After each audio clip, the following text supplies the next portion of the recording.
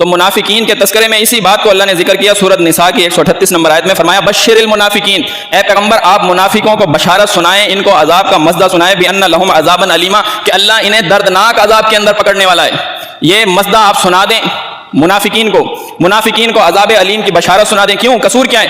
पहले अजाब बयान हो रहा है, पहले सजा बयान हो रही है, खबासत बाद में बयान हो रही है। कितना गुस्सा है अल्लाह को। मैं अल्लज़ीना यत्तखिज़ूनल काफिरीना औलिया, ये काफिरों को दोस्त बना रहे हैं, मिन दूनिल मोमिनीन, मोमिनों को छोड़कर।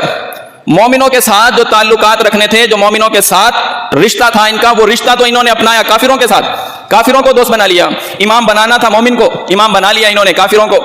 सलातुल मैयत पढ़नी थी मोमिनों की, सलातुल मैयत पढ़ी जाके इन्होंने काफिरों की। रिश्तेदारी करनी थी मोमिनों के साथ, रिश्तेदारी की इन्होंने काफिरों के साथ।